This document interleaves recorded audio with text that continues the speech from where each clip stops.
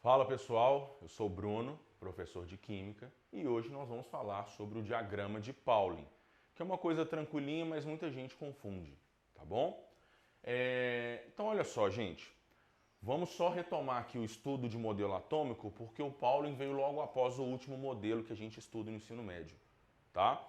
E a gente fala que o modelo de Bohr, que no modelo de Bohr ele descobriu que o átomo, né, tinha um núcleo, isso já descoberto pelo Rutherford, os elétrons na eletrosfera, só que o Bohr descobriu que o átomo na eletrosfera tinha 7 camadas. E a energia dessas camadas crescia de dentro para fora. Então a primeira camada perto do núcleo tinha uma energia, a segunda uma energia um pouco maior, ou seja, quanto mais afastado do núcleo, maior era a energia. Aí, posteriormente veio o Pauling e descobriu experimentalmente que, além dos níveis de energia, o átomo também possui subníveis de energia. Se eu tenho 7 camadas, é como se dentro de cada camada eu tivesse ainda subcamadinhas.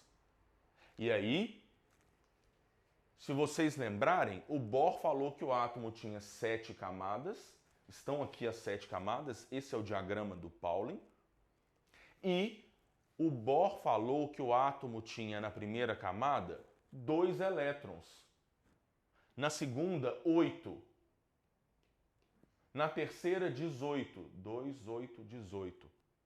Ou seja, a quantidade de camadas e o número de elétrons em cada camada que o Bohr tinha descoberto está certinho. Só que o Pauling descobriu os subníveis, tá?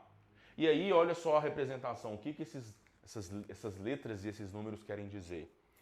O número grande, ele corresponde ao nível. Então perceba, camada K, primeiro nível, L, segundo nível, M, terceiro nível, terceira camada. As letras, gente, S, P, D e F correspondem aos subníveis, às subcamadas dentro de cada camada. E esse número pequenininho aqui em cima é o número de elétrons que eu tenho em cada subnível. No caso, o subnível S comporta um máximo de 2 elétrons. O P até 6, o D até 10 e o F até 14 elétrons. Tá? Beleza, até aí tranquilo, né? Só que o Pauling descobriu uma outra coisa que eu vou falar e vocês não precisam saber isso de cor. Quando a gente faz a distribuição eletrônica, isso que eu vou falar vai ficar claro na distribuição. O Pauling descobriu o seguinte, olha, porque o Bohr falou, beleza, tem as camadas, o Pauling falou, tá, além das camadas existem subcamadas. Só que o Bohr falou o seguinte, quanto mais afastado do núcleo, maior é a energia da camada. Então o elétron que está naquela camada tem mais energia. Só que o Pauling descobriu o seguinte, existem alguns subníveis, mesmo sendo mais externos, têm menos energia do que alguns subníveis mais internos. O Bohr falou que sempre, quanto mais longe do núcleo, maior é a energia. O Pauling descobriu que não, existem algumas situações que um ou outro que está mais longe tem menos energia do que um que está mais perto. Olha só, se o Pauling tivesse descoberto apenas os subníveis, isso não ia mudar praticamente nada. Porque, mais uma vez, o Bohr disse que a energia cresce de dentro para fora. Então, se eu vou distribuir elétrons em um átomo, eu coloco primeiro na primeira camada, completei ela, vou para a segunda, completei, vou para a terceira e assim por diante. Então, se fosse só isso que o Pauling descobriu, só os subníveis, como que deveria ser feita a distribuição? Completo a primeira camada, vou para a segunda, completo a segunda, vou para a terceira e assim por diante. Só que não é assim que é feita a distribuição eletrônica. Quem já viu isso sabe que a distribuição eletrônica segue esse sentido, olha, diagonal superior direita para diagonal inferior esquerda. E isso, gente, é justamente por causa desse detalhe que eu acabei de mencionar. Existem alguns subníveis que mesmo estando mais para fora, tem menos energia do que uns que estão mais para dentro. Vou repetir, não precisa saber isso que eu falei de cor. Quando a gente faz uma distribuição, isso fica claro. Agora, a gente tem que saber essas três definições aqui. Quando eu estou fazendo uma distribuição eletrônica, o que vem a ser o subnível mais energético? É o último subnível preenchido com elétrons. Em outras palavras, quando eu faço a distribuição eletrônica, o subnível mais energético é onde eu paro a minha distribuição. Camada de valência, isso aqui é muito comum, muitos já devem ter ouvido falar. A gente diz que é a camada ou o nível mais externo ocupado por elétrons. E os elétrons de valência são os elétrons mais externos, ou seja, os elétrons pertencentes à camada de valência. Vamos fazer dois exemplos, fazer a distribuição, aplicar essas regras e ver o que o Pauling, onde que está essas exceções do Pauling. O cloro, peguei o cloro e o ferro como exemplo. Cloro está na coluna 7A ou 17 da tabela, ele tem o número atômico 17, portanto ele tem 17 elétrons. Isso quer dizer que eu preciso fazer uma distribuição para 17 elétrons, seguindo o diagrama. Então primeiro eu coloco o elétron aqui no 1s2. Então 1s2. Depois do 1s2, eu vou para o 2s2. Depois do 2s2, olha, volta aqui em cima, eu vou no 2p6. Depois do 2p6, a gente vai para o 3s2. Vamos ver quantos elétrons nós já temos? 2, 4, 10, 12. E ele tem 17. Faltam 5. Depois do 3s2, eu venho aqui no 3p6. Esse 3p cabem até 6 elétrons, mas eu preciso de só mais 5. Então, eu vou colocar apenas 5 elétrons aqui. Esta é a distribuição eletrônica do cloro. E aí, se eu pergunto, qual que é o subnível mais energético? É onde termina a distribuição. Então, subnível mais energético do cloro é o 3p5, onde termina. Esse é o subnível mais energético dele. Qual que é a camada de valência para o cloro? Aí, olha só, lembra que a camada ou nível é o número grande. Eu cheguei a colocar elétrons na camada K, que é a primeira. Coloquei elétrons na camada L, que é a segunda. E coloquei até a camada M, que é a terceira. É só procurar o número maior aqui, que é o 3. Então, 3 ou M para o cloro é a camada de valência. E quantos elétrons ele tem na camada de valência? Olha só um errinho comum. Ah, tem 5. Mas, gente, a camada de valência não é a M? Eu tenho que contar todos os elétrons que tem aqui na M, olha. Ele tem, então, 7 elétrons de valência. Muito tranquilo fazer isso, né?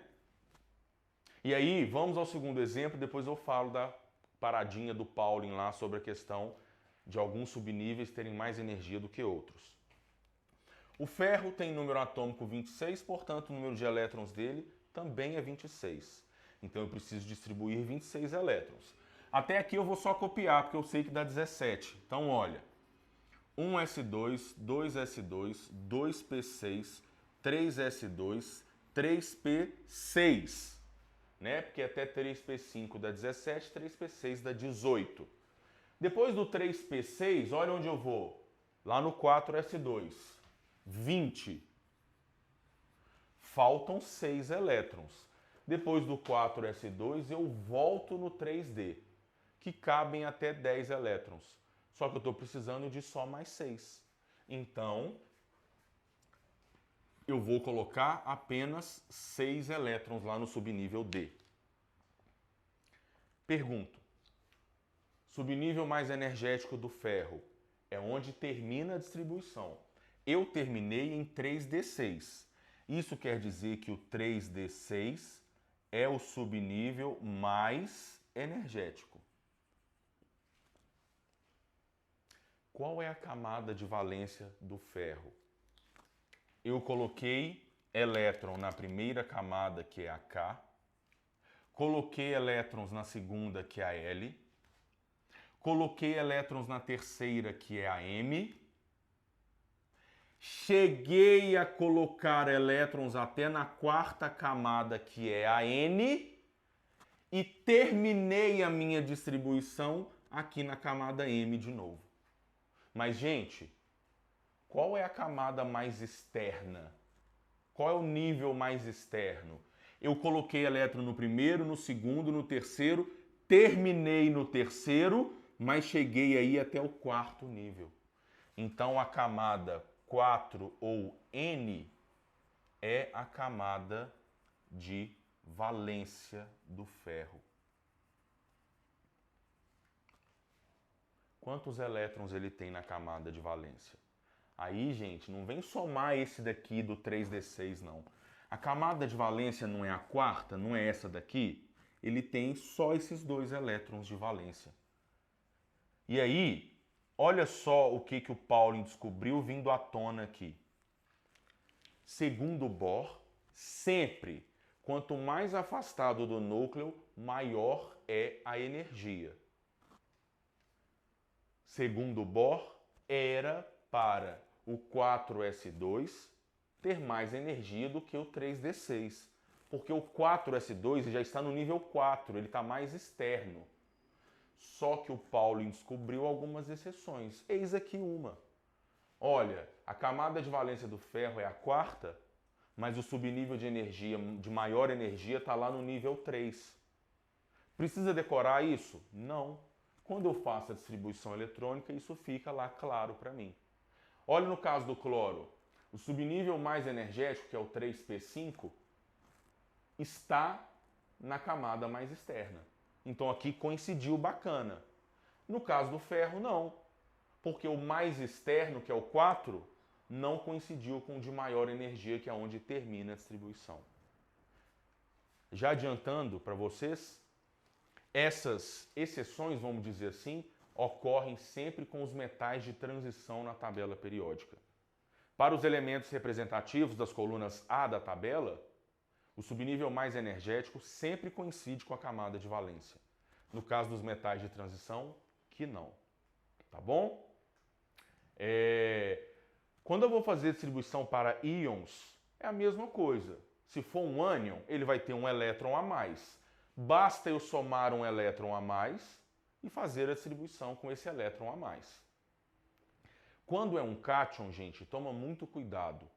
Se a questão, por exemplo, me pedisse a distribuição do ferro 2+, o ferro 2+, ele teria 24 elétrons.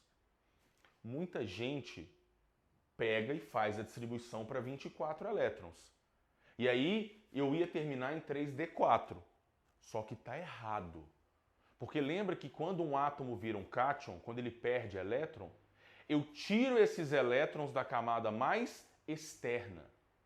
Então, quando for para fazer um cátion, dica, primeiro eu pego e faço o átomo neutro.